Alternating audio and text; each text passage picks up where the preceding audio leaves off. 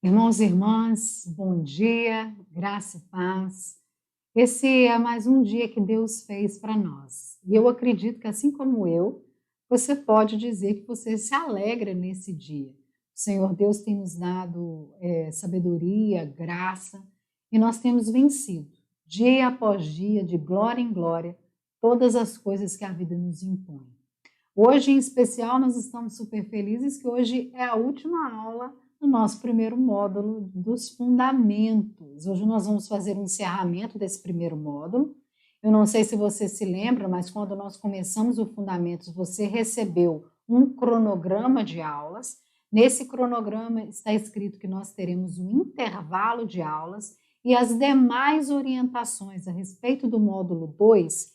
Posteriormente, nós vamos colocar no nosso grupo, ou no grupo do WhatsApp e no grupo do Instagram, Facebook, em todos os grupos que nós tivemos. Então, fique atento às nossas redes sociais, porque em breve nós vamos colocar as informações acerca do módulo 2 do nosso curso Fundamentos. E eu espero que a sua jornada até aqui tenha sido uma jornada muito boa. Para nós foi, né, meu bem? Com certeza. Uma jornada muito boa. Então, nós vamos começar nessa manhã fazendo aquilo que nós sempre precisamos de fazer, que é orar, falar com Deus. Eu te convido a fechar os seus olhos e nós vamos falar com o Senhor agora. Aquieta as vozes ao seu redor, peça silêncio quem está do seu lado, tire todas as distrações, concentre-se na presença do Senhor. Feche os seus olhos. Pai, nós oramos, Deus, em nome de Jesus. Deus, crendo que a sua presença é conosco e crendo que é tudo que nós precisamos. Crendo, meu Pai, que é tudo que temos de melhor. Amém. Pai, acreditamos na tua palavra e por isso estamos aqui, meu Pai, nesse domingo pela manhã, para estudar a tua palavra. Nós cremos, Deus, que todos os recursos humanos o Senhor nos deu. E é neles, Deus, que nós vamos recorrer primeiramente. Mas nós contamos com o recurso do céu. Nós contamos com o fato que é o Espírito Santo que nos ensina. Por isso, Deus, abre o nosso entendimento. Só o Senhor tem essa capacidade.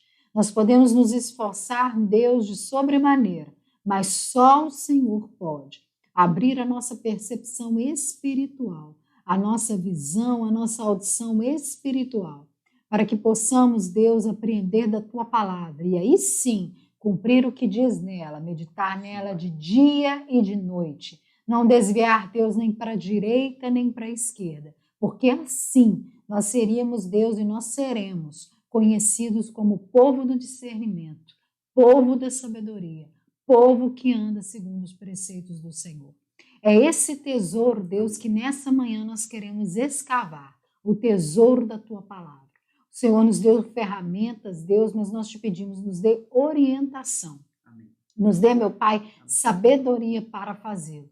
E Deus, e que os teus filhos e as tuas filhas entendam que a cada aula, Deus, nós nos aprofundamos mais, nós escavamos mais, Deus, e nós descobrimos, Deus, cada vez mais as riquezas da tua palavra, que são palavras de vida eterna. Pai, nós agradecemos, Deus, por essa oportunidade infinita que o Senhor tem nos dado. E apesar de, todavia, nós estamos alegres no Senhor. Muito obrigada, Deus, em nome de Jesus. Aguarde alguns segundos que nós já vamos começar.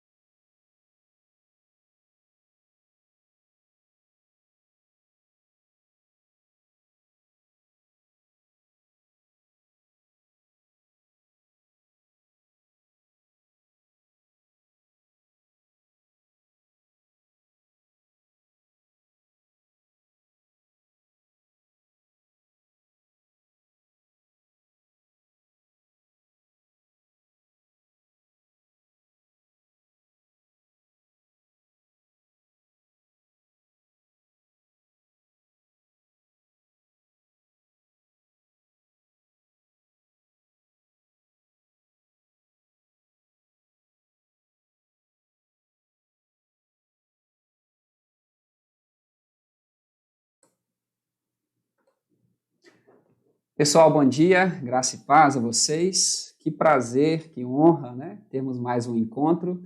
E como a Leide acabou de falar para vocês, é o nosso último encontro desse módulo, esse módulo Bíblia, que aconteceu aí ao longo desses 8 encontros, né? Eu espero que tenha sido para vocês até aqui uma experiência maravilhosa, pelo menos para mim, para a Leide tem sido uma experiência maravilhosa. E estamos aí nessa reta final. E eu espero que realmente a gente possa fechar com chave de ouro nesse tema hoje e consolidar o conhecimento que nós adquirimos aí ao longo desses encontros, conversando sobre a Bíblia Sagrada, que é o nosso principal instrumento de fé, o nosso principal instrumento aí de edificação de fé.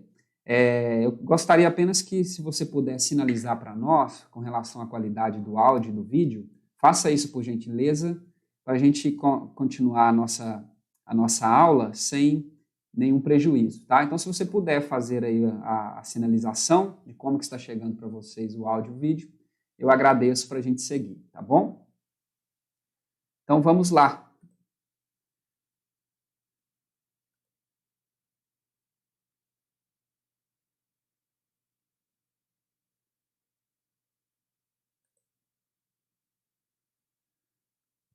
Ok, tudo certo? Ok. Gente, então hoje o nosso tema final desse módulo Bíblia é o tema leitura e interpretação da Bíblia. Leitura e interpretação da Bíblia. E hoje nós vamos conversar um pouquinho, né, a título aí de conclusão do nosso módulo, sobre algumas ações, algumas posturas, alguns princípios importantes para nós a respeito da utilização da Bíblia no nosso dia a dia, seja na igreja local, seja na nossa vivência devocional, pessoal, familiar, ou na nossa vivência social também. Eu acho que Deus concedeu para nós um tempo importante, né? Ele sempre fazendo as coisas a fim de nos abençoar e nos edificar, porque acho que é um momento muito importante para nós, enquanto igreja, conversarmos sobre a leitura e a interpretação da Bíblia.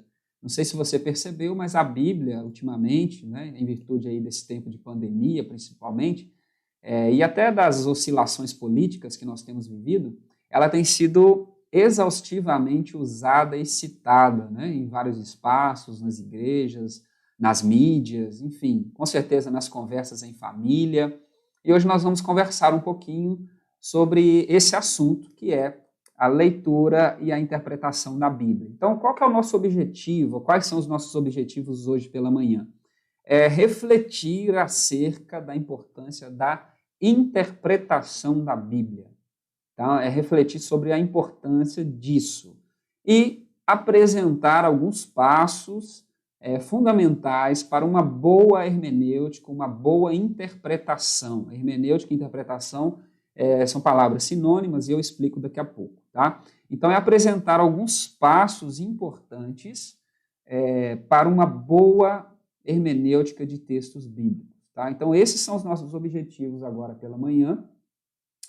Bom, acerca da leitura bíblica, acerca da leitura e do manuseio desses textos bíblicos. Muitas pessoas não têm um estímulo ou não se animam a estudar a Bíblia, a ler a Bíblia, porque elas entendem ou sentem uma grande dificuldade no entendimento da Bíblia Sagrada. Eu não sei você, mas eu que cresci na igreja, eu sempre ouvi reclamações de algumas pessoas a respeito da dificuldade que essas pessoas encontravam para ler a Bíblia. Então, era muito comum pessoas dizerem para mim, ou dizerem em alguns espaços nos quais eu estava, que elas não liam a Bíblia, que elas não estudavam a Bíblia, porque elas tinham dificuldade de entender muitas passagens. Algumas são mais fáceis do que as outras, isso é perceptível, você mesmo já deve ter percebido isso, que há alguns textos mais fáceis, há outros textos mais complicados, não é? E diversas pessoas, pelo menos no meu convívio, e desde também que eu fui para a faculdade, eu sempre ouvi essa dificuldade. E por quê? Porque realmente nós precisamos assumir isso e entender isso. A Bíblia é um texto difícil de ser compreendido. É um texto carregado de palavras, de expressões. É, de fato, sim, um texto difícil de ser entendido. O fato de entendermos que a Bíblia é a palavra de Deus, isso não diz ou não representa que ela é um livro simples de ser lido. Ela não é um livro fácil de ser lido. Requer muito zelo, muito esforço, dedicação, compromisso, não é verdade? Então, é um texto difícil de ser entendido mesmo. E pelo menos 3 aspectos que nós já apresentamos à medida que as nossas aulas foram avançando, eu queria apenas retomar a vocês, em caráter de introdução, mas 3 aspectos que esse texto, ou a Bíblia em si carrega, como característica, vai determinar esse fator da Bíblia ser um livro difícil de ser compreendido. O primeiro deles é que é um escrito de uma época antiga. Então, a gente tem essa distância aí, geográfica e cultural. É um texto distante, culturalmente falando, da nossa época. A gente está falando de textos do Oriente Médio Antigo, do mundo mediterrâneo, ou seja, da atual Turquia, Grécia, né, Itália, até do norte da África, alguns textos da região do Egito, Israel, Síria. Então, é esse entorno aí, banhado pelo mar Mediterrâneo, do mundo antigo. O texto mais novo que nós temos, ele tem cerca de 1.900 anos, aproximadamente, não é? E a gente lida com textos aí de 2.000 anos, enfim. É uma situação completamente distante da nossa, não é? Outro aspecto é essa questão da cultura. Além de ser um tempo distante, é uma cultura distante. Então, você tem diversos aspectos que não pertencem à nossa cultura. Coisa engraçada é você conversar com uma pessoa, por exemplo, de um estado diferente, né?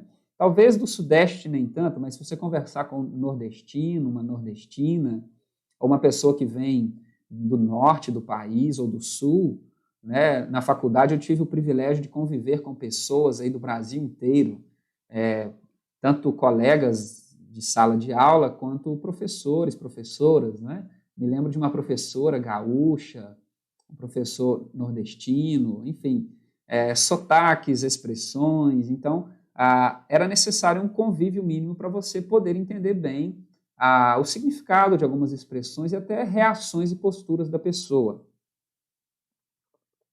E o terceiro aspecto é em relação à distância literária que nós temos. São escritos em idiomas diferentes e antigos. Então, uma coisa seria nós lermos, por exemplo, uma poesia ou um artigo, um texto, não é? No inglês de hoje.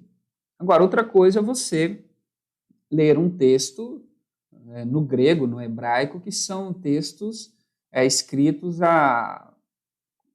como eu falei, há cerca de 1.900 anos atrás.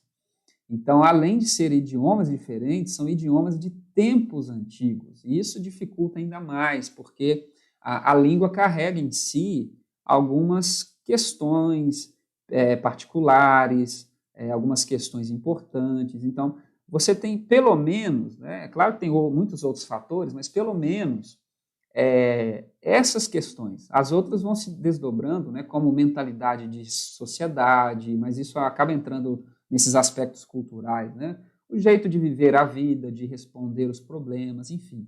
Então, há uma distância entre o leitor, a leitora modernos, não é? E os textos bíblicos. Então, nós somos esses leitores, essas leitoras modernas, né?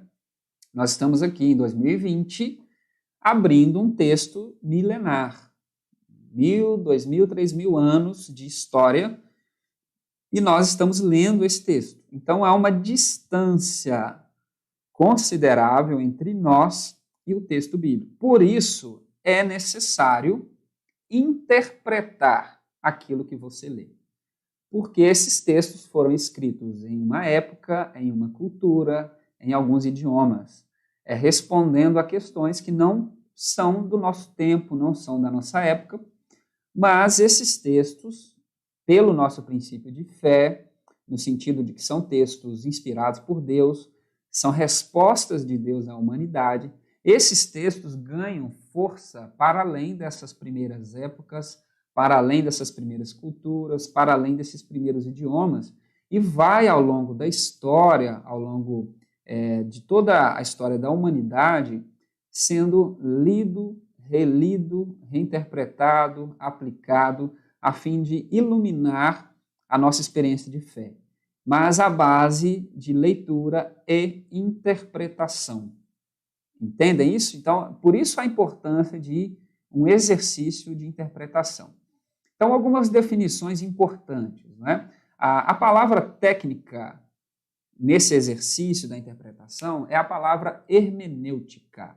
Tá? Anote essa palavra aí, é a palavra hermenêutica. Essa é a palavra técnica, ou a palavra mais formal, quando nós estamos falando sobre essa questão de interpretar. E a palavra hermenêutica, ela tem esse significado, ela é uma palavra grega, hermeneuem, que literalmente significa interpretar ou explicar. Tá? É um exercício que nós fazemos o tempo todo no nosso dia a dia. Por exemplo, o seu filho, sua filha chega para você e fala alguma coisa, né? Coloca para você uma situação e aí você, olhando para aquela cena, ouvindo as palavras dessa pessoa, aquilo soa estranho para você, aí você olha nos olhos dessa pessoa e fala assim, explica o que você está querendo dizer. Ou seja, ela disse algo, ela colocou uma narrativa para você, mas aquilo não ficou muito claro, muito nítido para você. E aí você pede a ela para interpretar a narrativa que ela havia feito para você anteriormente. E aí ela explica, ela interpreta, ou seja, ela conecta você àquilo que foi dito por ela anteriormente. Então, a hermenêutica, eu gosto muito de pensar na hermenêutica como uma ponte. Uma ponte. E a ponte, ela tem dois sentidos, não é? A ponte, primeiro, ela leva aí pensando na hermenêutica enquanto ponte, tá? Porque ponte é um instrumento, né, que nós temos, uma construção, né, humana, que tem a tarefa, né, vamos dizer, a missão de uma ponte é conectar dois lados que até então estavam sem possibilidade nenhuma de contato. Então, por exemplo, geralmente a ponte é feita sobre um rio, mas pode ser feita também sobre um abismo, não necessariamente precisa de água, né, passando por baixo, mas a ponte tem essa característica de ligar dois polos que estavam desconectados, então nos permite transitar de um ao outro. Então eu gosto sempre de pensar na hermenêutica como uma espécie de ponte. Ponte, ela tem o papel de conectar, de convergir dois polos que estavam até então desconectados. Então ela tem dois sentidos, né? Como uma ponte geralmente pode ter, ela tem dois sentidos, o sentido de ir e o sentido de vir. E quais seriam esses dois sentidos quando nós falamos a respeito da hermenêutica? O primeiro é levar o leitor, a leitora, ao mundo do texto. Ao mundo do texto. Então, um primeiro exercício para uma boa hermenêutica, para uma boa interpretação bíblica, é nós termos a disposição de viajarmos até o mundo do texto bíblico. Então, é uma viagem no tempo. A gente se desloca, vamos dizer, de 2020, e a gente faz uma viagem no tempo. A gente vai até o primeiro século antes de Cristo, o segundo, o terceiro, enfim. Nós vamos fazendo essa viagem. Nós saímos da nossa posição confortável, moderna, e vamos andando, né, passo a passo, até encontrarmos, né, o mundo do texto bíblico. Essa é uma perspectiva importante. O outro sentido é o sentido contrário. A hermenêutica possibilita trazer o texto bíblico ao mundo do leitor, da leitora, com um novo significado.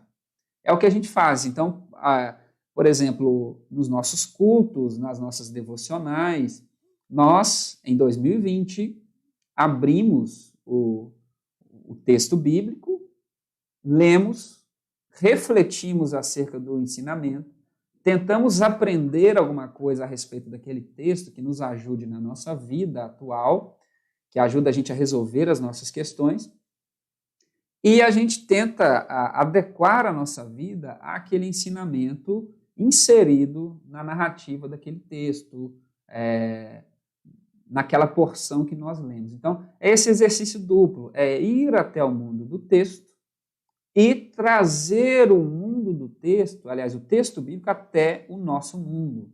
Então, é quando a gente, por exemplo, tem uma situação, tem uma limitação, e o que nós fazemos? Nós buscamos uma resposta no texto bíblico.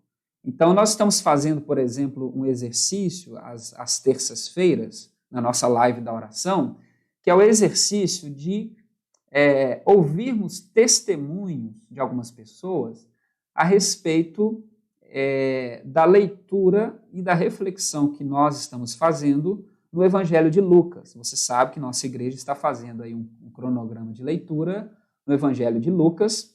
E o que nós temos ouvido? Nós temos ouvido o relato de pessoas dizendo que hoje, em 2020, ao ler, refletir, ouvir reflexões, como nós temos tido os podcasts, ouvir reflexões de terceiros, de pessoas, né, a respeito daquele texto, as pregações, a nossa vida tem encontrado um sentido diferente. A nossa vida tem sido transformada. Então, é isso. Nós vamos e o texto vem. E isso é possível nesse exercício chamado hermenêutica, tá? Então, só para vocês visualizarem o que eu estou chamando de ponte, né? Essa imagem, a ponte seria a hermenêutica. E o exercício hermenêutico interpretativo é nós caminhando por sobre essa ponte. Eu fiz questão de escolher uma ponte bem grande aí, você deve ter percebido, para tentar ilustrar que não é um exercício fácil, não é uma pinguela, viu, gente? Não é uma pinguela, é uma grande ponte, tá? Eu escolhi uma grande ponte aí, essa foto aí é da ponte Rio-Niterói, que é uma enorme ponte, que é para significar isso para nós. Não é uma tarefa fácil, não é uma tarefa simples e requer de nós esforço, dedicação e muito zelo, porque é uma jornada cansativa. Ler e interpretar é uma jornada cansativa, exaustante, mas que é fundamental para o nosso crescimento de fé, tá? Lembre-se sempre de alguém numa academia malhando. Quem quer crescer os seus músculos deve machucar os seus músculos. Você fere as suas fibras musculares com muito esforço, com muito zelo, com muito peso, com muito trabalho, aí você começa a crescer. Então, não há crescimento sem esforço, sem dedicação, sem tempo, sem suor, né? Bom, sobre a hermenêutica, então, pensando nessa ponte e nesse exercício de que é necessário andar por sobre a ponte, e retomando, nós caminhamos em direção ao mundo do texto e, ao mesmo tempo, caminhamos de volta ao nosso mundo, trazendo daquele texto uma mensagem e um sentido atual para a nossa realidade. E por que é necessário fazer esse caminho de ida e de volta? Porque, novamente, o texto bíblico, inicialmente, não foi escrito para nós, leitores e leitoras do ano 2020. Ele foi lido, aliás, ele foi escrito e foi lido por uma comunidade original, inicial, dentro de um tempo, dentro de uma cultura, e essa comunidade encontrou sentido. E aí nós precisamos aprender com estas comunidades primitivas, ter uma ideia de como elas receberam esses textos, como elas liam esses textos, como elas aplicavam esses ensinamentos na própria vida, para nos ensinar parâmetros de interpretação e aplicação na nossa própria vida. Então, por isso, novamente, é um exercício desgastante, um exercício que requer de nós muito zelo e muito esforço, tá? Então, portanto, para uma boa hermenêutica, para uma boa interpretação, é necessário nós observarmos alguns princípios, tá? Alguns princípios. Então, pense, você está numa ponte, né? A ponte é a hermenêutica. A ponte é a hermenêutica e nós, então, vamos dar alguns passos por sobre a ponte a fim de fazer a hermenêutica, né? Fazer esse movimento em direção a uma boa interpretação. Então, eu quero apresentar para vocês alguns passos, alguns princípios, né, importantes para uma boa leitura e uma boa interpretação dos textos bíblicos. Bom, primeira coisa, gente, pode parecer muito simples, mas uma primeira coisa que nós precisamos dar atenção para interpretar a Bíblia, primeiro nós precisamos ler a Bíblia. Ler a Bíblia. Então, a primeira ação nossa para uma boa interpretação é nós conhecermos a nossa Bíblia. Nós conhecermos bem os textos, as narrativas, que nós queremos, então, nos lançar no trabalho importantíssimo da interpretação. Então, eu coloquei essa expressão, desenterrar o texto bíblico, por quê? Por quê? E aí eu falo pela minha experiência pessoal. Hoje, nós interpretamos, geralmente, as interpretações dos textos bíblicos que estão já colocadas por aí. Então, é muito comum a gente pegar algumas pessoas em algumas falas, dando alguns furos. Elas falam, como está escrito lá na palavra, né? Você já deve ter escutado essa expressão, né, pastor? Como está lá na palavra?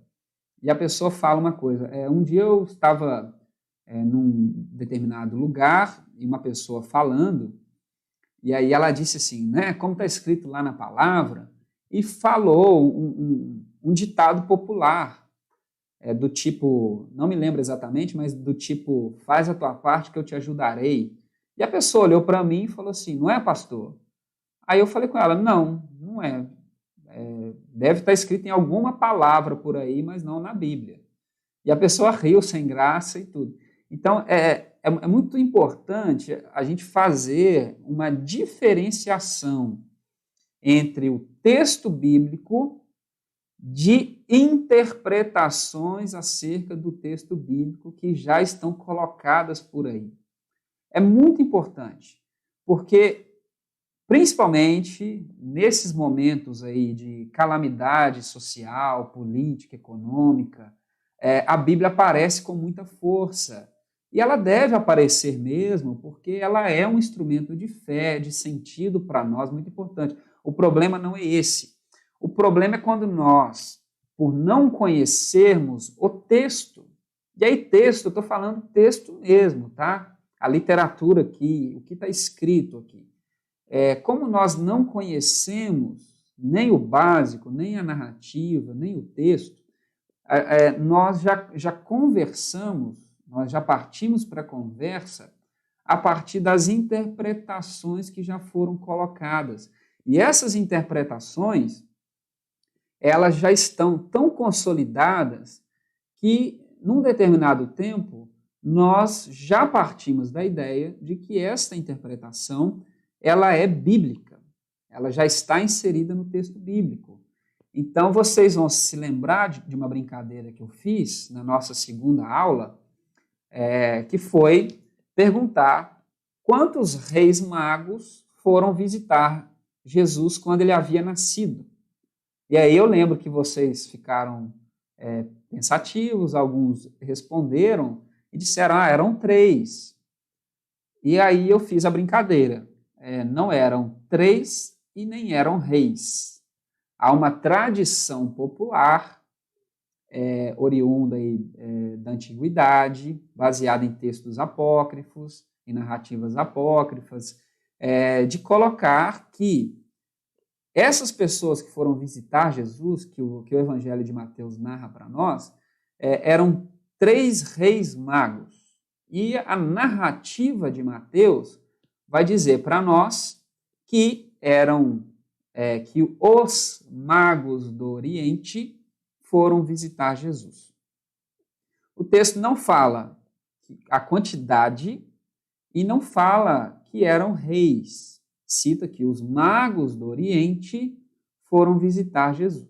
O que tem é a descrição de 3 tipos de presente, de 3 tipos de presentes que eles levaram. E aí a gente já conecta tudo em uma tradição e a gente tem na cabeça cristalizado que eram 3 reis magos que foram visitar Jesus. É um exemplo simples, porque isso não traz aí uma implicância tão séria para uma questão doutrinária, teológica, enfim. É uma informação que não afetaria diretamente a nossa vida. Mas é uma questão importante, porque assim como em questões simples nós temos isso, outras questões mais complexas, perturbadoras, nós vamos encontrar ao longo da história e nas afirmações acerca da nossa experiência de fé hoje, que são problemáticas. Por exemplo, uma interpretação corrente do nosso tempo, que não é uma descrição bíblica, tá? Então faça essa diferenciação. Uma coisa é o texto bíblico, outra coisa é uma interpretação. Então, eu estou dizendo que a gente precisa diferenciar. Uma interpretação: não está escrito na Bíblia que a famosa marca, a marca da besta, que o Apocalipse narra, seja um chip telefônico, um chip de internet. Não está, essa palavra chip, ela não existe na Bíblia Sagrada. Mas, em virtude da evolução da tecnologia, dessas guerras de discurso, essas guerras ideológicas, enfim, todo esse avanço tecnológico, a globalização, enfim, criou-se há um tempo atrás a interpretação de que um chip tecnológico é a marca da besta. E aí a grande maioria das pessoas tem aquilo consolidado na mente de que um chip, né, magnético é a marca da besta. E isso, na cabeça dessas pessoas, é bíblico. Eu não estou dizendo que é, tá? E nem estou dizendo que não é.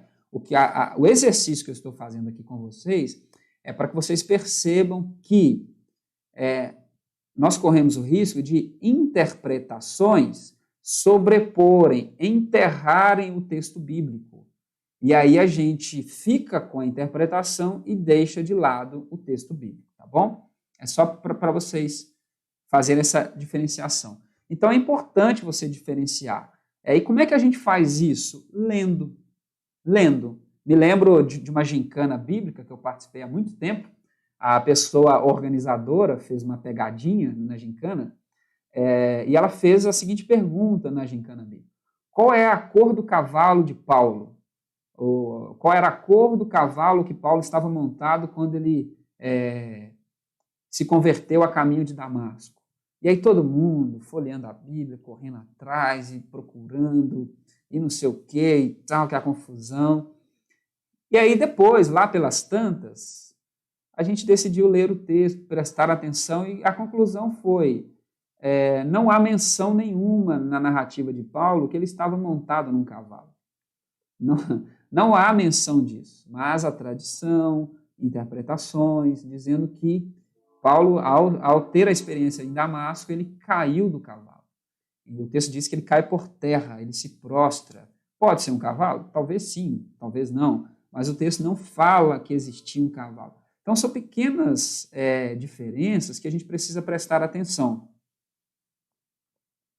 E aí, nesse exercício da leitura você fazer anotações sobre as suas observações, alguns pontos que chamaram a sua atenção, algumas questões que ficaram latentes na sua mente, algumas novidades que você acabou descobrindo, que você não sabia.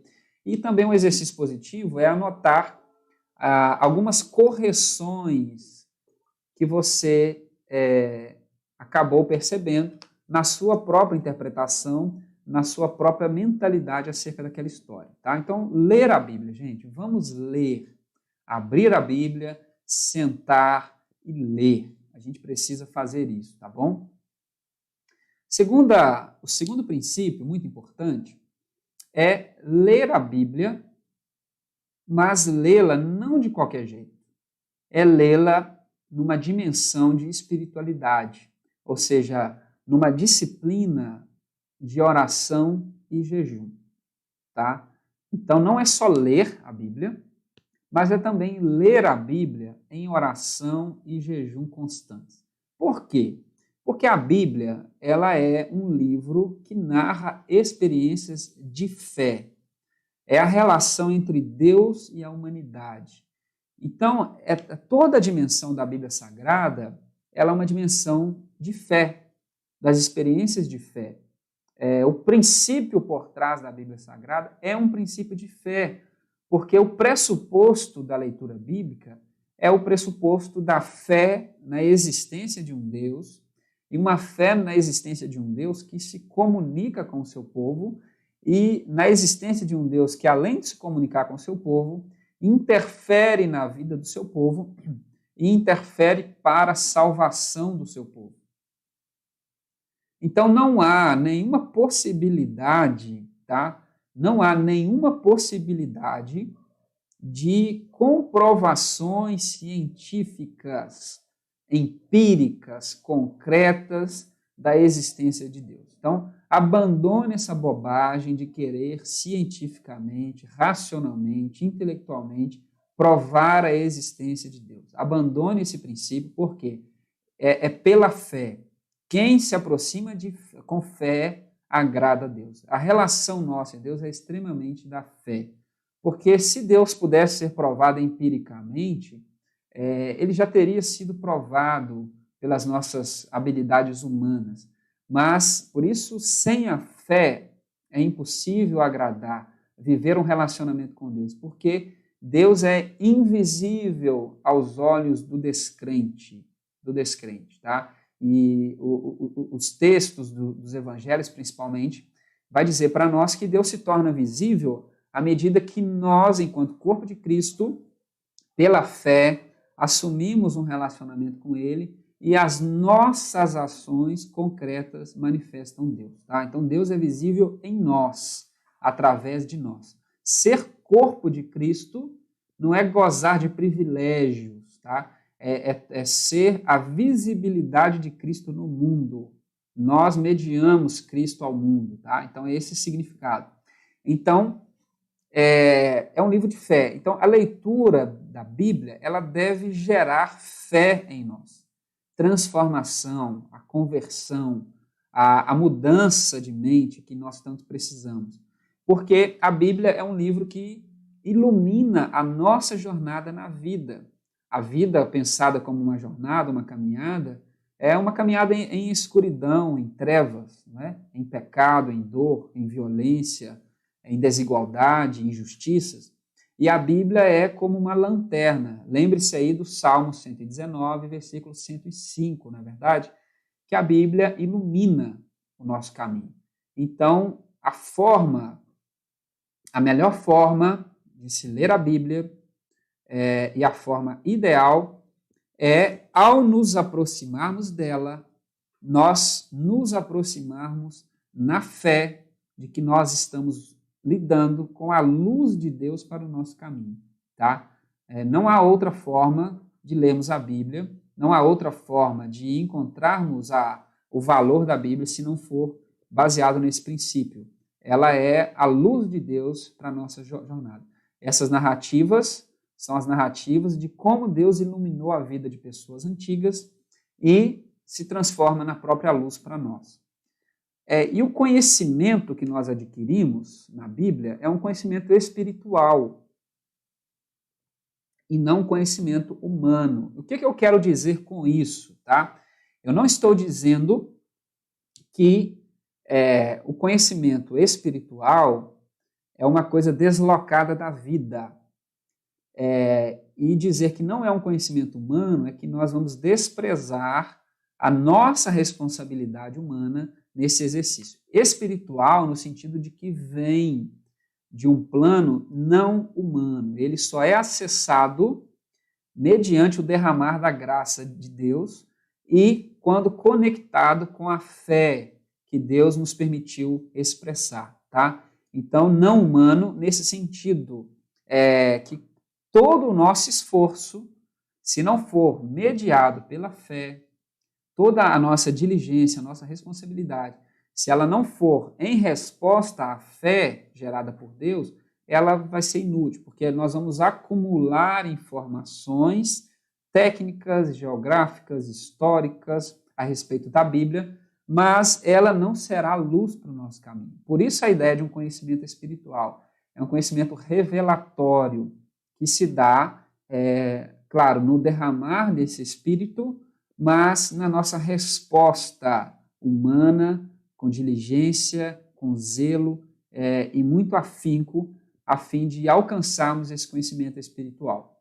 Por isso, ela deve ser lida dentro dessa dimensão de espiritualidade, e não meramente por curiosidade. Então, é muito comum, e eu fico muito preocupado, pessoas se preocuparem com a Bíblia por curiosidade.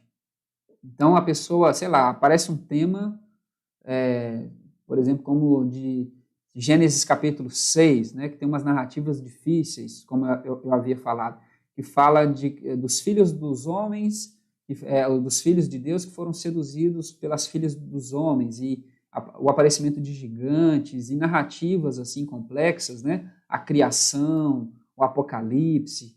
Geralmente são temas assim mais controversos, e as pessoas geram uma curiosidade e vão com uma sede buscando, mas a motivação dessas pessoas é a curiosidade. Curiosidade. Sabe qual é o resultado de uma pessoa que lê a Bíblia, que busca na Bíblia satisfação de curiosidade? O resultado é satisfação de curiosidade. A vida continua do mesmo jeito, o caráter reprovável, a vida destruída, as injustiças tomando conta, porque se nós nos aproximarmos da Bíblia por curiosidade, o que nós vamos encontrar, talvez, é a satisfação de curiosidade. Então, por isso essa dimensão da espiritualidade, se aproximar dela buscando luz para o caminho, transformação de vida. E isso nós encontramos aonde?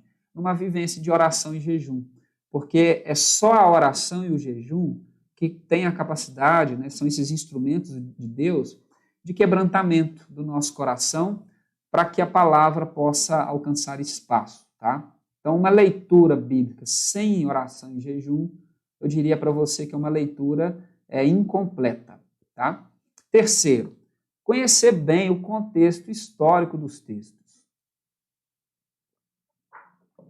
Quando nós lemos o texto bíblico, nós precisamos considerar uma situação importante. Primeira delas, os textos não foram escritos para nós, no primeiro momento. Então, quando o apóstolo Paulo estava lá, no primeiro século, com o seu pergaminho e a sua pena cheia de tinta, ele não estava pensando na igreja metodista de Santa Luzia.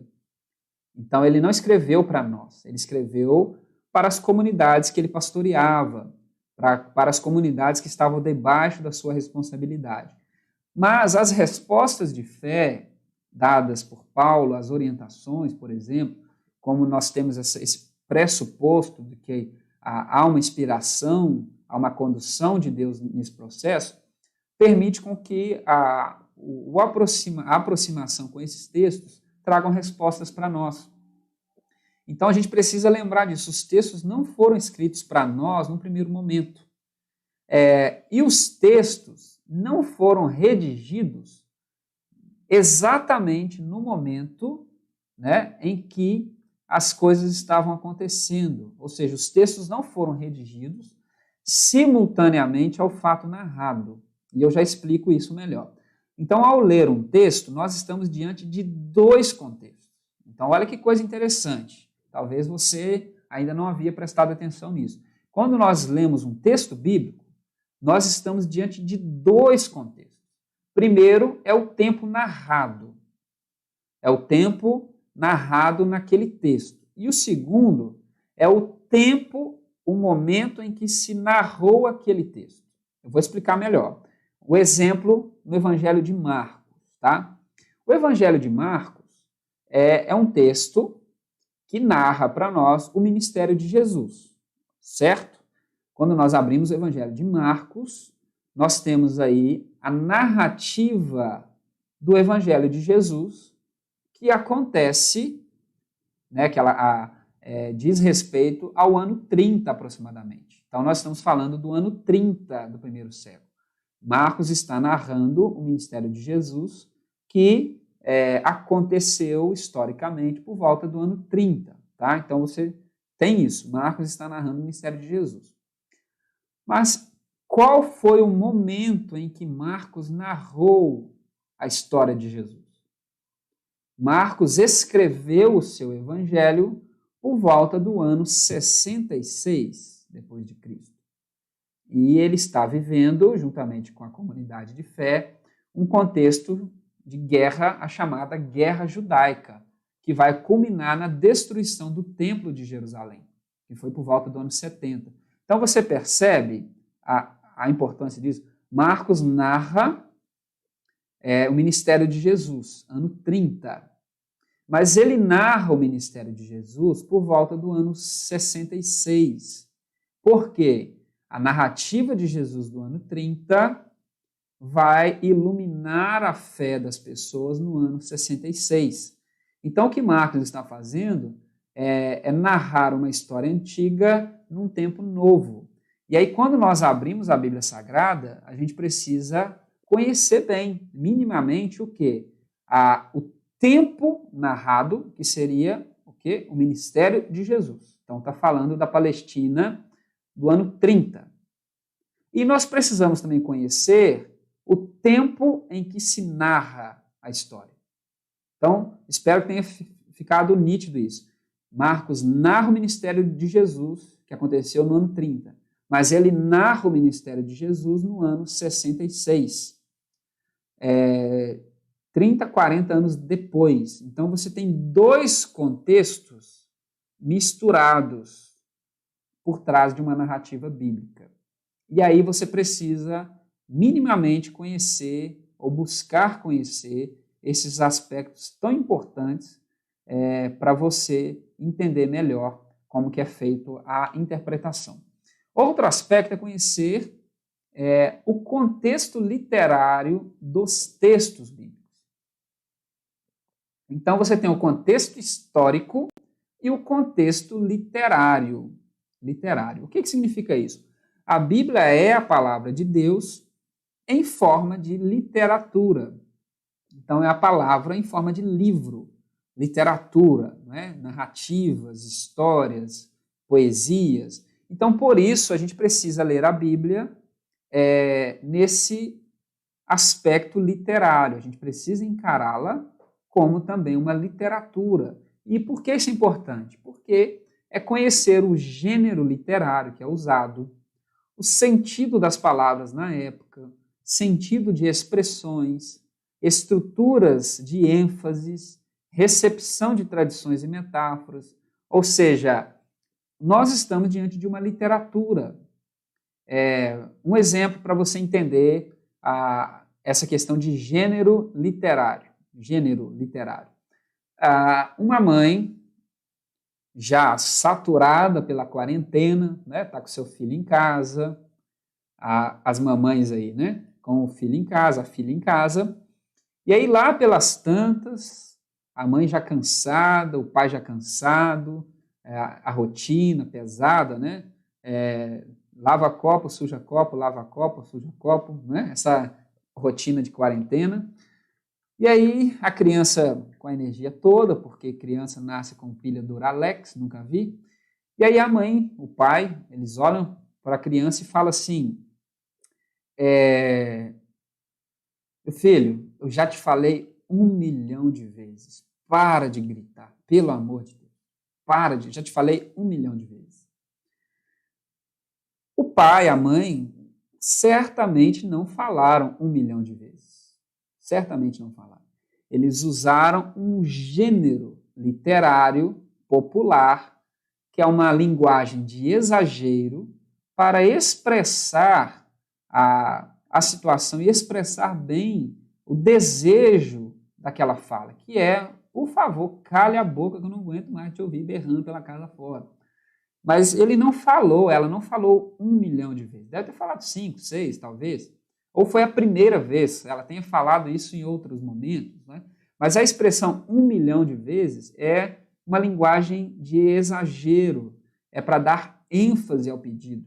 Então, o mais importante desta fala não é a literalidade da fala, não é o número 1 milhão. O número 1 milhão serve para enfatizar o sentido da frase, que é: o meu pedido a você é urgente, é importante, me ouça. Então, a literatura bíblica, ela tem esses gêneros, né? Então, a gente tem que tomar um cuidado muito grande, por exemplo, principalmente nessas leituras apocalípticas que nós temos feito nesses tempos, né? O livro do Apocalipse tem muitos números, semanas, 144 mil e por aí vai. A linguagem bíblica, a hebraica, que vai ser traduzida posteriormente para o grego, que a gente precisa lembrar que, por exemplo, João, do Apocalipse, ele é uma pessoa de tradição judaica escrevendo em grego, mas a mentalidade por trás é a mentalidade judaica. O número na tradição judaica, ele é metafórico, ele é simbólico, ele faz parte do discurso, do sentido em que quer se dar, uma forma de enfatizar. O exagero é parte das línguas antigas, no sentido de exagerar para enfatizar. Então, a gente precisa conhecer esses gêneros para saber quando é literal, quando é metafórico, o sentido, o significado. Um problema, Jesus nos manda amar o inimigo, e aí a gente fala: é impossível, porque quando eu olho para aquele traste daquele fulano, né, para aquele encosto ambulante, né, eu sinto pavor, eu não sinto nada de bom. E aí a gente tem a compreensão moderna de amor como sentimento, e a gente acha que Jesus está literalmente falando: sinta coisas boas pelas pessoas que te fazem mal. E a gente precisa entender a dimensão do que é amor. Então, não dá para ler as palavras da Bíblia com o mesmo sentido que elas têm hoje. Você de tradição metodista, antiga, como eu, você vai se lembrar de uma palavra que nós nem usamos muito mais. Na minha classe de catecúmenos, né? Quem lê, entenda, né? Os catecúmenos aí, essa classe de preparação, que vem da palavra catequese, ensino, a gente tinha um módulo nessa classe chamado mordomia cristã. Mordomia. Hoje a gente não pode mais falar de mordomia cristã, porque a mordomia cristã hoje é Jesus enquanto servo da igreja, no sentido de que eu oro, eu faço, eu ofereço algumas coisas, e Jesus está prontamente no céu, com toda a região celestial de anjos, me servindo, porque eu sou um filho, uma filha amada do Senhor, e qualquer coisa que eu pedir, qualquer coisa que eu quiser, o céu está à minha disposição. Loucura! Essa é a compreensão que nós temos de mordomia hoje, porque mordomia é vida boa. Então, você chega em casa, eu lembro que minha mãe às vezes chegava em casa e havia me dado a tarefa de cuidar da casa, faxiná-la e tudo, e às vezes ela chegava e eu estava no sofá e a casa suja. Eu falava assim: que mordomia, hein? E aí o chinelo cantava lá em casa, né? Bom, isso aí é tema para outra aula. Mas o que acontece? A palavra mordomia, na tradição cristã e na nossa tradição wesleyana, metodista, é a palavra do cuidado, E aí você pode se lembrar de alguns filmes antigos, né, da nossa cultura. Você tem aí um desenho antigo que eu assistia, tinha a família Addams, tinha o mordomo como tropeço. Vocês sabem que eu gosto muito do Batman, então tem o Alfred, o mordomo do Batman. Quem é o mordomo, a mordoma? É a pessoa que cuida, que se doa plenamente para que as coisas funcionem. O mordomo, a mordoma, faz a casa funcionar. E aí essa é uma palavra que tinha uma conotação de serviço, eu me coloco a serviço, e hoje eu me coloco para ser servido. Então você percebe que num curto intervalo de tempo, palavras perderam ou mudaram de sentido. Quem dirá de textos antigos, né, como a palavra amor, palavra fé, salvação, perseverança, enfim, diversas palavras e expressões que não têm o mesmo sentido que nós usamos hoje. Expressões, por exemplo, João Batista, quando vê Jesus, vai dizer que não é digno de desatar as sandálias dos seus pés. E aí a gente fala, não, João Batista está dizendo que ele é humilde, né? Ele não pode desatar as sandálias e tal. Mas essa expressão, tomar as sandálias ou receber as sandálias, é uma expressão de tradição judaica de uma instituição antiga chamada goelato. Goelato aparece no livro de Ruth, a função do resgatador. Boaz, enquanto parente de Ruth, ele poderia resgatá-la, mas há um parente mais próximo ou com direitos jurídicos à frente que o impedem. Então ele negocia com esse parente e ao final da negociação esse parente dá as suas sandálias a Boaz e aí ele pode resgatar Ruth como sua esposa. Enfim, o que João Batista está falando é que ele não tem o direito jurídico, legal, espiritual, de resgatar a noiva. Esse direito é dado a Jesus. Então, não é uma imagem simplista de humildade, é um debate jurídico, porque há uma discussão a respeito da figura de João Batista. Ele está dizendo, eu não sou resgatador, eu não sou o Messias, né? Então, é um discurso muito mais pesado, é uma tradição, um sentido muito mais consolidado na tradição do que outra coisa. Estruturas de ênfase, como repetição, enfim, e a reutilização de metáforas. Jesus é o Cordeiro de Deus. Eu gosto muito dessa expressão, porque ela carrega em si uma tradição milenar instituída pelo Êxodo no Egito. Então, chamar Jesus de Cordeiro de Deus é trazer uma metáfora, um símbolo da tradição que vai sendo desenvolvido e aparece no Apocalipse. Quem está ao lado do trono e abre os selos é o Cordeiro. Quem é o Cordeiro? Então tem essa releitura da tradição. Bom, outro ponto fundamental para nós é que nós precisamos de Jesus como centro da nossa interpretação, como critério máximo da nossa interpretação. Porque há uma progressão de entendimento e de revelação na Bíblia. O livro de Hebreus vai dizer para nós que Jesus é a manifestação máxima de Deus. Jesus é a manifestação máxima de Deus. Nele nós encontramos Deus. Ele é, vamos dizer, o retrato perfeito de Deus. E é interessante pensar isso porque a revelação de Deus na história, ela é uma revelação progressiva. Deus vai estabelecendo fundamentos ao longo da história, preparando, né, um momento ideal que o apóstolo Paulo vai chamar de plenitude dos tempos, quando Deus manifesta plenamente a sua graça, o seu favor, e esta manifestação ela é feita através de Jesus. O Evangelho de João, capítulo 1, vai dizer que a lei foi dada por Moisés, mas a graça e a verdade por intermédio de Jesus. Então, Jesus é a revelação máxima da Bíblia. Então, há uma progressão de entendimento e de revelação na Bíblia. Deus vai se revelando à humanidade, lentamente preparando o mundo para essa revelação máxima que é Jesus. Então, é importante, quando nós estamos lendo textos, entender as limitações sociais, religiosas, de alguns contextos, tá? Entender a limitação, a preocupação e o nível de revelação dispensado sobre aquele momento. E outra coisa importante é ler essa revelação dentro do próprio contexto, compará-la com o próprio contexto. Caso contrário, a gente vai cometer um grande equívoco, cometido já no 2º século da era cristã, por um homem chamado Marcião, eu falei dele na aula passada, que chegou a afirmar que o Deus do Antigo Testamento é um Deus diferente do Novo Testamento. Por quê?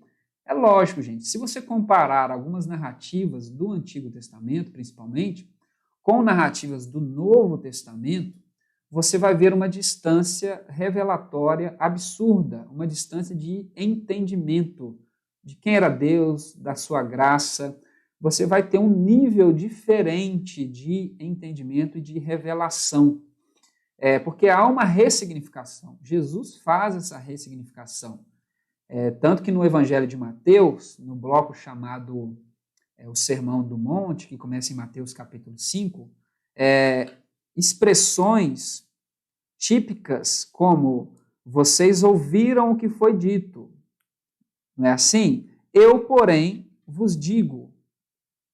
E aí Jesus coloca uma sentença, coloca uma afirmação, coloca uma interpretação, uma ressignificação. Por exemplo, Mateus capítulo 5, versículo 43, ele vai dizer assim, vocês ouviram o que foi dito.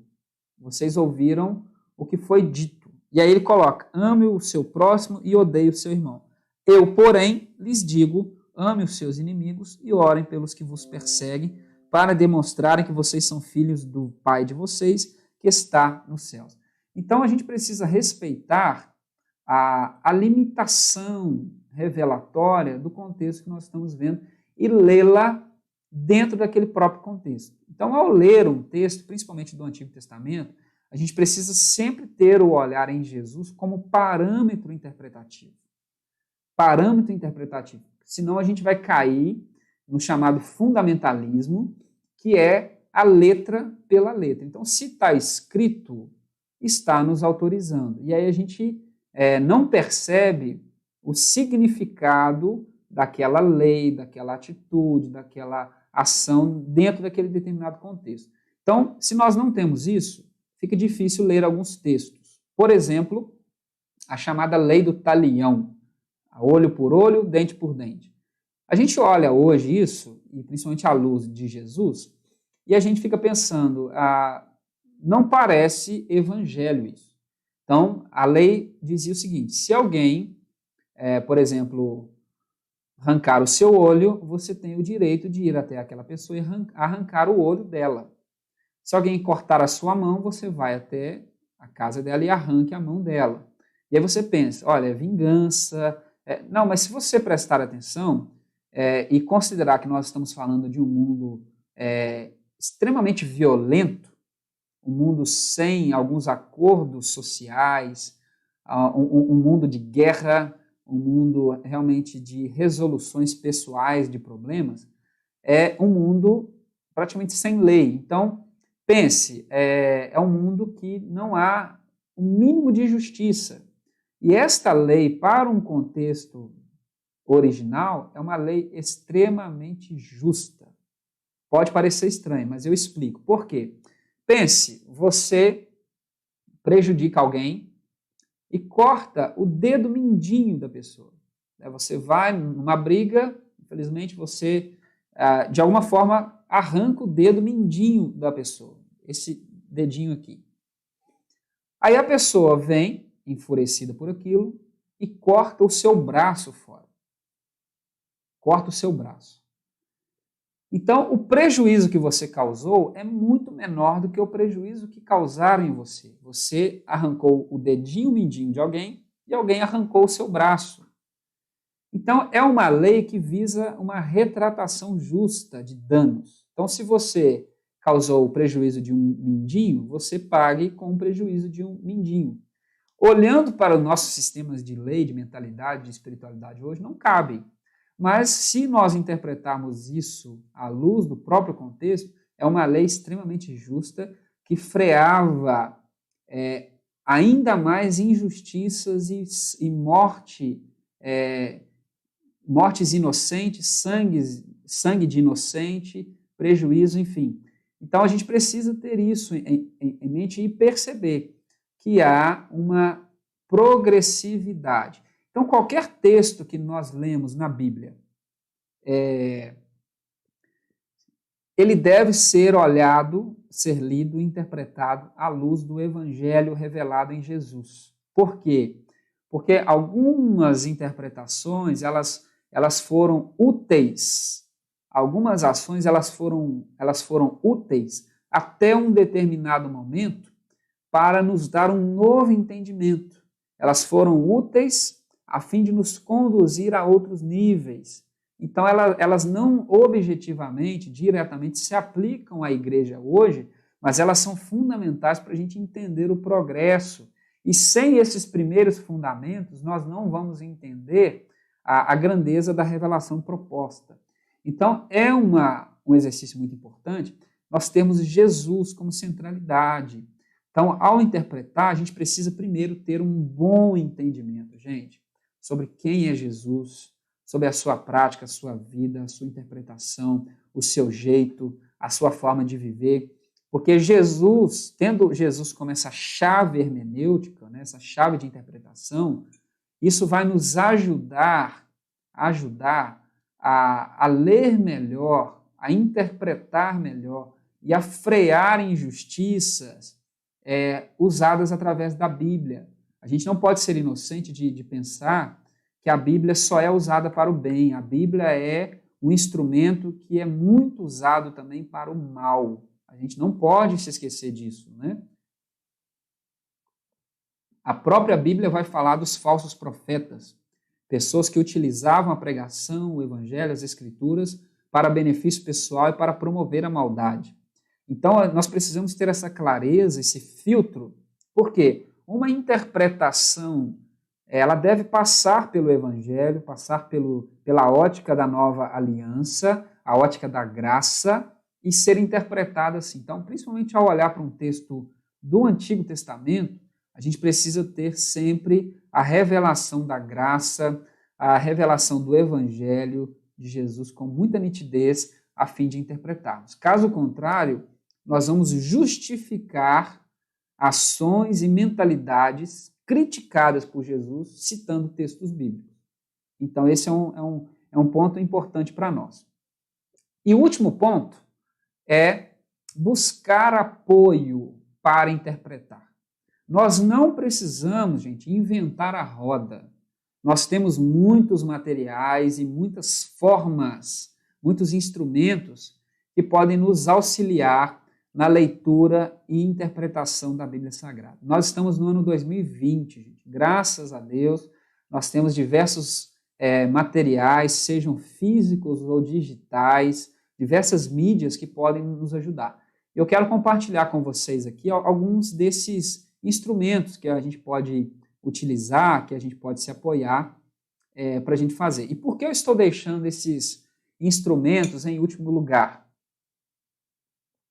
Porque sem esses passos iniciais, a gente não terá um bom aproveitamento desses instrumentos ou ficaremos ainda mais confusas com esses instrumentos.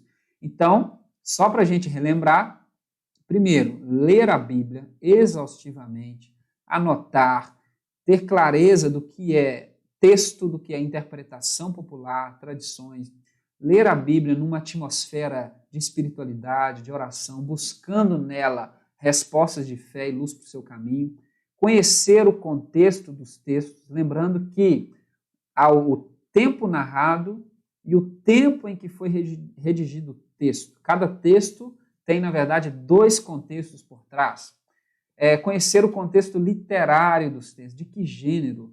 E uma coisa importante dentro do contexto literário é ler a obra toda. Não dá para você pegar uma pequena porção, por exemplo, do Evangelho de Marcos e não considerar toda a obra de Marcos. Então, Se você quer falar de uma pequena porção, tá? Por exemplo, nós estamos lendo Lucas, né? Não dá para a gente falar daquela pequena porção sem considerar o evangelho todo. Então, isso é contexto literário. É o sentido das expressões, estruturas, recepção, e ter Jesus como essa nossa chave hermenêutica, tá? Tê-lo como essa inspiração, para a gente interpretar bem. Aí a gente pode caminhar para uma parte mais técnica, tá? Essa parte mais importante e mais melindrosa que nós fazemos. Então, alguns instrumentos importantes. Nós temos hoje as chamadas Bíblias de estudo. Por exemplo, essa minha Bíblia aqui, vou tentar aproximar um pouquinho mais da tela, essa minha Bíblia aqui, ela é uma Bíblia simples, ela só contém a tradução, ela não tem mais nenhuma informação. Mas nós temos as chamadas Bíblias de estudo. São Bíblias que, além da tradução proposta, né, além da versão do texto bíblico, ela traz inúmeras informações preparadas por especialistas, pessoas que se gastam exaustivamente no estudo e na preparação de conteúdo. Então, eu trouxe aqui para vocês alguns materiais para ajudar vocês a olharem com calma isso daí. Nós temos, então, Bíblias com as chamadas referências. As chamadas referências, tá? Então, você pode perceber, onde eu estou passando o mouse agora, você tem o texto bíblico, não é? A divisão em perícopes, capítulo, versículos, mas na lateral desta Bíblia, você tem pequenas referências, tá vendo? Você encontra pequenas referências. O que essas referências ajudam? Por exemplo, aquele exemplo que eu estava dando sobre Jesus ser o Cordeiro de Deus. Então, na lateral vai aparecer o texto de Êxodo, em que essa tradição é iniciada. Então, você, ao ler, Jesus é o Cordeiro de Deus, ele vai te apontar aqui um texto bíblico antigo, anterior a esse, de onde possivelmente o autor bíblico está se baseando para falar naquele instante. É muito comum, como disse o profeta Isaías, aí você vai encontrar aqui, na lateral, essa referência. Então, essas Bíblias trazem, na lateral, referências. Outra questão são os comentários de rodapé. Então, você tem o texto, as referências, e você pode encontrar na parte inferior da sua Bíblia as chamadas notas ou comentários de rodapé.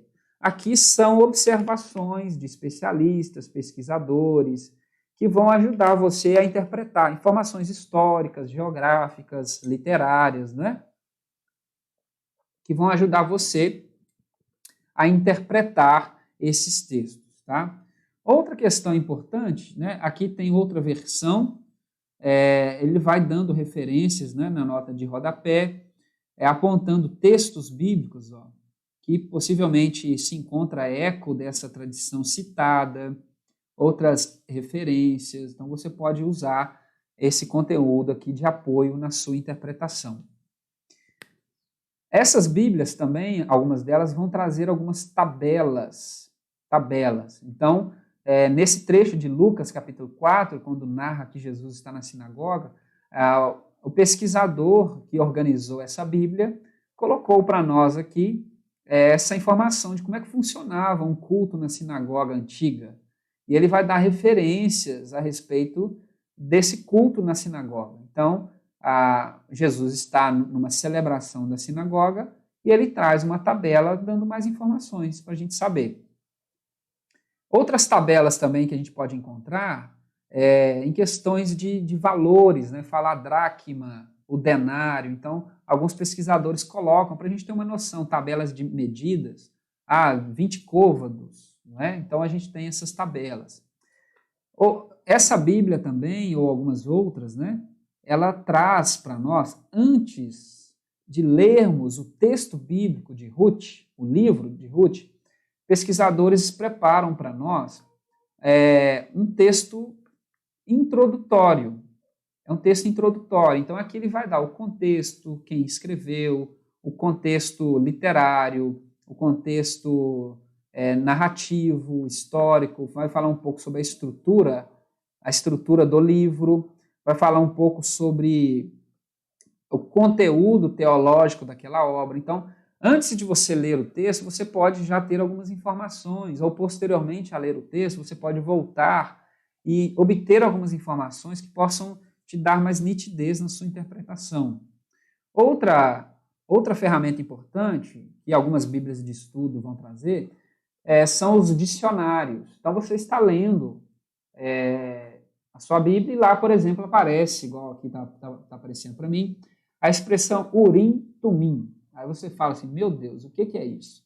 E aí, se você tiver um dicionário básico de teologia, um dicionário básico bíblico, e esse daqui é anexado a uma Bíblia, você vai encontrar aqui a explicação dessa expressão. O que significa Urim Tumim?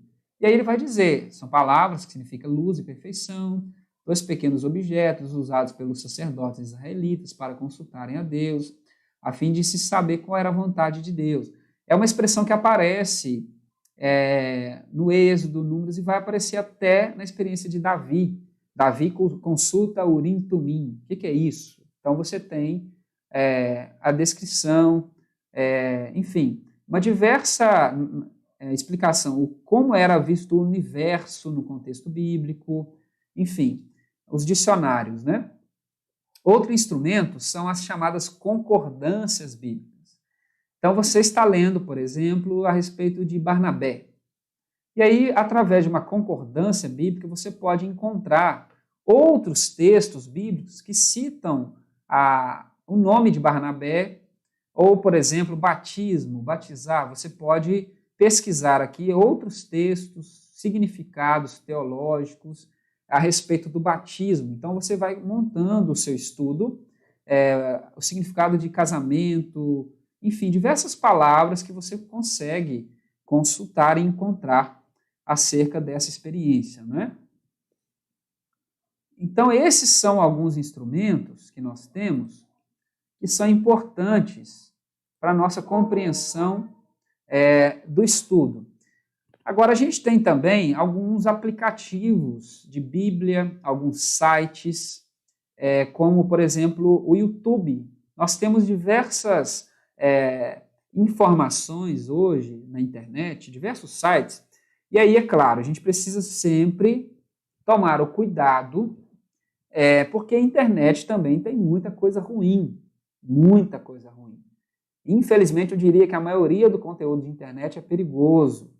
Tá? Então, a gente precisa saber que há problemas a respeito disso. Tá? Mas você encontra diversos sites bons, aplicativos. Eu postei recentemente no grupo da igreja um aplicativo de Bíblia que nos auxilia na leitura. Porque você tem várias versões, dicionários teológicos, imagens, vídeos, tudo dentro desse aplicativo e gratuito, tá? Gratuito. Então, a gente tem diversos aplicativos gratuitos. Claro que se você quiser uma qualidade melhor, você faz uma assinatura, mas hoje nós temos aplicativos assim com valor muito acessível para que você tenha acesso a informações muito boas, tá? A concordância bíblica, que eu já havia falado para vocês, a utilização de mapas. Vocês perceberam que ao longo dessas aulas eu usei bastante mapas, para a gente ter uma ideia, dicionários teológicos, por exemplo, a palavra salvação. Então, você tem aí a observação, né? Assim, a citação de uma palavra. Essa palavra quer dizer tal coisa. E aí você pesquisa um sentido teológico, tá? A respeito daquela palavra, as evoluções daquela palavra ao longo do tempo. E comentários bíblicos. Nós temos também um instrumento muito importante chamado comentário bíblico. Diversos pesquisadores, pesquisadoras, se lançam aí na pesquisa acadêmica, arqueológica, gastam do seu dia, trabalham diretamente com isso e utilizando instrumentos, né, valiosos da literatura, da história, da ciência, para pesquisar contextos históricos, transmissão de texto, conservação de manuscritos, teologia. E aí esses comentaristas, essas comentaristas, produzem materiais, eles comentam o texto, eles dão para nós informações acerca do texto. São pesquisas atuais, enfim, que ajudam a gente a ter uma dimensão melhor acerca daquela pequena porção ou daquele livro que nós estamos lendo. Claro que, voltando, a gente precisa sempre diferenciar. Uma coisa é o texto, outra coisa é a interpretação. Por quê? Paulo, orientando a Timóteo, no capítulo 4 da segunda carta a Timóteo, ele vai dizer o seguinte: Timóteo, procura apresentar-te a Deus como obreiro aprovado, que não tem do que se vergonhar, que maneja bem a palavra de Deus. Essa palavra maneja bem, a melhor tradução para ela seria que interpreta corretamente a palavra de Deus. Porque tem pessoas que interpretam erroneamente. É claro que há interpretações que permitem a gente uma certa liberdade, mas tem interpretações que são, assim, impossíveis. São completamente equivocadas, contraditórias até a um sentido evangélico da palavra ou da expressão.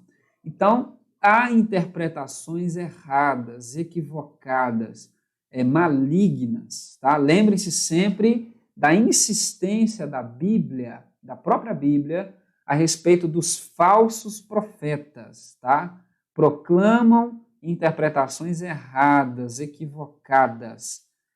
Isso gera transtorno para a vida da igreja. Tá? Então, a gente precisa sempre diferenciar. Se apoia em tudo isso, mas tendo sempre a leitura do texto bíblico em dia. Tá? E nunca fique refém de um comentarista, de um teólogo, de uma teóloga, de uma pessoa. É sempre bom a gente buscar ler o máximo que a gente puder para a gente também criar essa capacidade esperada por Deus a nós, dada por Deus a nós, de criticar, de avaliar. Lembre-se de Paulo na cidade de Bereia, Paulo pregando e os bereanos folheando a Bíblia para saber se era de fato assim. Então, não é errado nós, claro, dada toda essa complexidade, seriedade, responsabilidade, fazemos uma boa interpretação e uma boa crítica àquilo que está sendo dito, tá? Outro instrumento importante, a tradição da igreja, tá? Algo muito, muito desprezado no nosso dia. Igrejas estão nascendo, lideranças estão brotando com a arrogância de se inventar a roda, tá? De sempre viver nesse clima da novidade. A novidade ela é importante, mas ela é perigosa. Por quê? Nós precisamos nos atentar à tradição da igreja, ou seja, à história. Nós temos essa capacidade de olhar para a história e aprender com a própria história. Porque, por exemplo, hoje eu pessoalmente vejo interpretações, posturas, jeitos de se fazer e acontecer que são contraditórios a tudo que a igreja veio pregando em 2000 anos. Então, tentativas que deram errado, que a igreja descartou no passado, a igreja moderna às vezes tenta retomar. Então, a gente precisa ler a Bíblia na tradição, saber o que já foi dito a respeito desses textos no passado. Outra coisa séria, importante, congregar em uma igreja séria, tá? Não estou dizendo que uma igreja séria é uma igreja antiga, tradicional. Não estou dizendo isso. É você congregar em uma igreja séria. Tá? Por quê? Porque você precisa ler a Bíblia em comunidade. Não dá para ler a Bíblia isoladamente. Você precisa aprender a interpretar, ser edificado através da leitura bíblica, também em comunidade. A igreja se edificou ao longo da história em comunidade. Interpretações eram colocadas diante das comunidades a fim das comunidades avaliarem, aprenderem, discutirem, criticarem. Isso dá para nós seriedade. Nós estamos debaixo de uma tradição, debaixo de uma estrutura, debaixo de um guarda-chuva, né, de uma proteção que nos ajude. Né? Eu gosto muito de pensar na tradição como linhas que demarcam limites no sentido positivo, não de nos impedir de sair, mas pense um campo de futebol. Se você joga fora daquelas 4 linhas, não tem jogo. Então, a fé cristã, a interpretação, ela coloca para nós alguns limites importantes. Por quê? Se a gente sair disso, a gente não estará mais dialogando dentro da perspectiva cristã. E é importante, e aí eu ressalto, né, algo fundamental, é que a igreja metodista é uma igreja que se preocupa muito com isso. Então, há uma seriedade na formação pastoral, há uma seriedade, há um zelo na formação pastoral, porque você não aprende isso do dia para a noite.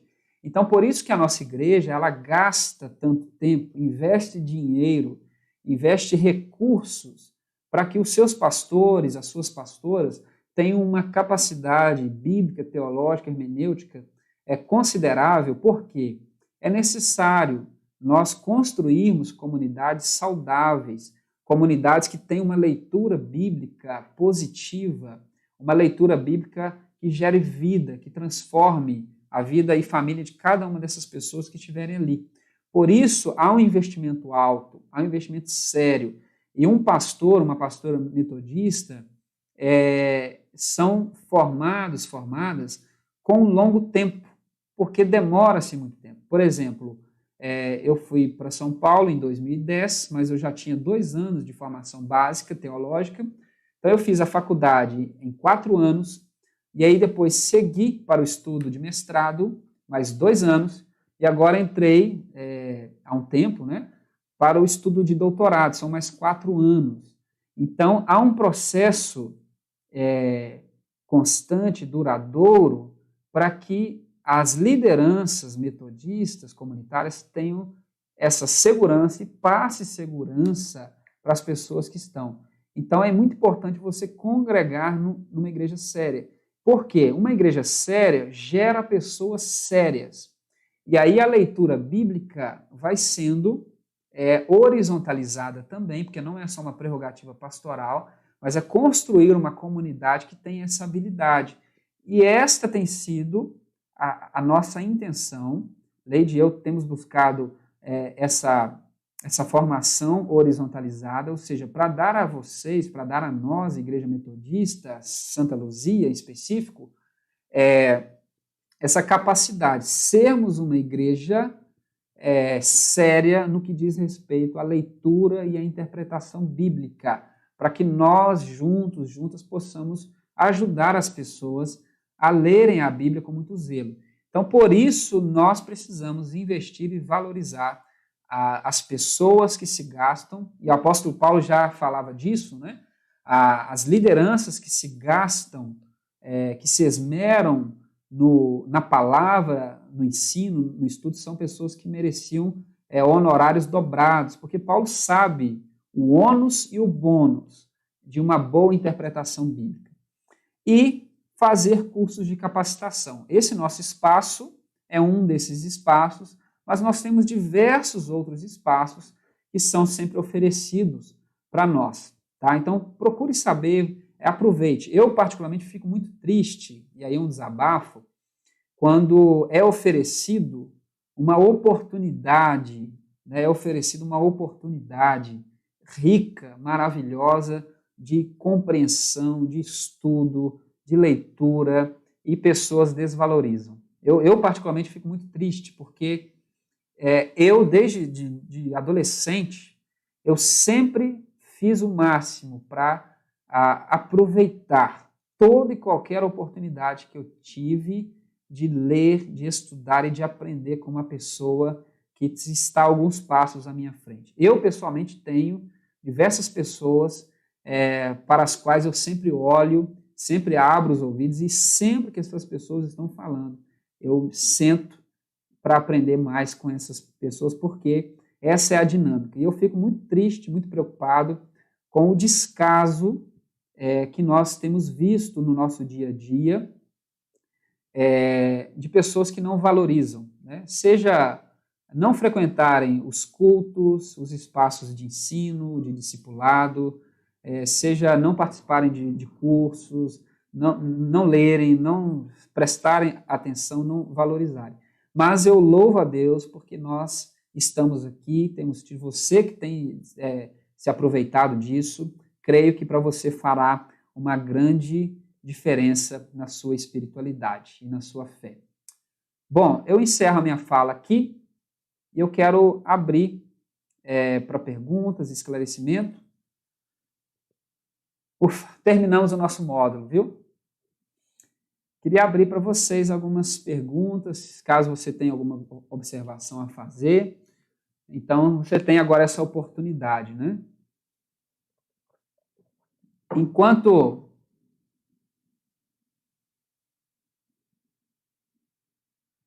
você vai preparando aí sua pergunta, caso tenha, eu aproveito para enfatizar o recado que a Leide deu. Nós encerramos hoje o nosso primeiro módulo do Fundamentos, que foi a Introdução à Bíblia. E como está no nosso cronograma que você tem, eu posso disponibilizá-lo depois no nosso grupo, nós teremos um intervalo agora de 15 dias, tá? E nós vamos no dia 17 de maio reiniciar o nosso segundo módulo, né? Aliás, vamos reiniciar o nosso curso com o nosso segundo módulo, que é Teologia Wesleyana. Teremos mais 8 encontros nesse assunto tão importante que é sobre a reflexão sobre a nossa teologia, a nossa doutrina, o nosso jeito metodista de ler e interpretar a Bíblia e a fé. Tá? Então, a gente terá esse intervalo de 15 dias e, quem sabe, nós já voltaremos no nosso curso na versão presencial. Vamos orar para que até lá essa pandemia já tenha sido vencida, em nome de Jesus. Mas, a princípio, a gente segue por aqui, tá? Vamos ver.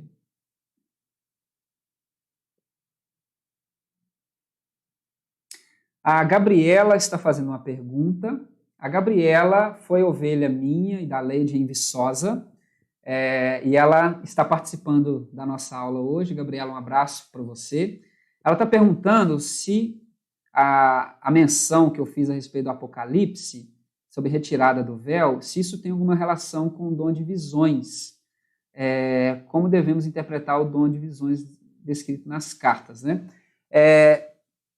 De certa forma, sim. A ideia do Apocalipse é você ver, né, você ver uma realidade que não é natural aos olhos humanos, aos olhos físicos. Então, João vê, Apocalipse é isso, retirar o véu, ele vê uma realidade que está acontecendo e as pessoas naturalmente não vê. E por não verem a realidade verdadeira, né, que é essa espiritual, elas estão em desespero e em apostasia. Então, João tem essa experiência. Já o dom de visão que o apóstolo Paulo coloca é um dom mais pontual, específico, que se manifesta mais no cotidiano das comunidades, né? Essa é uma perspectiva pontual, mais ampla, está dentro de um gênero chamado o gênero apocalíptico, que é um jeito de escrever uma mensagem. É uma experiência, sim, que a gente pode chamar estática espiritual e tem uma relação, sim, com o dom de visões. E na perspectiva desse dom descrito nas cartas, é que, sim, que Deus mostra espiritualmente situações que o olho natural não vê. Esse processo revelatório, mas seja por uma ação diretamente espiritual, mas seja também por uma ação zelosa, interpretativa, né? Você vai adquirindo experiência interpretativa da palavra, e isso vai dando para você capacidade de ver o mundo com a perspectiva do céu, tá? Então, tem sim uma relação importante, tá? A Jéssica, Jéssica, obrigado, viu? A Jéssica, a nossa presidente da Federação de Jovens, está presente aqui, sobrinha da Deise, do Fernando, ela está nos lembrando, né, que a nossa editora metodista, que é chamada Angular, ela estará daqui a um tempo disponibilizando a Bíblia de Estudo de John Wesley. John Wesley fez vários comentários, tá, e interpretativos, tá, como esses que eu apresentei aqui, a respeito do texto bíblico. Então, esses comentários foram reunidos, sistematizados, traduzidos por uma equipe de pesquisadores metodistas, uma equipe muito qualificada, e a editora Angular estará lançando, em pouco tempo, já está em pré-lançamento, essa Bíblia de Estudo de Wesley. Então, se você quiser adquirir, é só você entrar no nosso site da editora Angular. Mas, posteriormente, eu vou disponibilizar o link para vocês, tá? Então, vai ser muito bacana. E a Jéssica também está indicando o Bibotalk. Eles estão nos principais canais e têm os melhores podcasts, com um excelente nível de teologia. Excelente, Jéssica. Nós temos hoje canais, né? Ela está dizendo aqui do Bibotalk. Podcasts são comentários de pessoas experimentadas, zelosas, que vão comentando. E aí sempre, gente, tá? Fazer a distinção. Uma coisa é o texto bíblico, outra coisa são as interpretações acerca do texto bíblico. Então, nós temos diversas experiências, experimentos, disponibilidade, tá? O pastor George, que é pastor da Igreja Metodista no Kennedy, vai lançar essa semana um canal também de podcasts chamado Convergente, e nesse canal ele vai, com alguns convidadas, conversar sobre temas de política, religião, sociedade, hermenêutica. Eu, pessoalmente, gravei com ele uma conversa, em breve estará disponibilizado, e são pessoas assim que vão conversando, dialogando, isso ajuda a gente a crescer na nossa habilidade interpretativa da Bíblia, tá bom? Bom, eu acho que são essas perguntas, acho que não temos mais. Bom, gente, então eu quero agradecer a vocês pela paciência, pelo zelo, e aí a gente precisa, então, agora colocar isso em prática, tá? A gente precisa experimentar cada vez mais, buscar aí ferramentas, e eu espero que esse módulo tenha sido para vocês realmente uma experiência maravilhosa, tá? Nós vamos dar, então, essa pequena pausa, e nós vamos, então, daqui a pouco voltar, tá? Só uma última pergunta que apareceu aqui da Simone Ferreira, dizendo que ela tem uma dificuldade de achar o significado das palavras. Se eu tenho alguma indicação.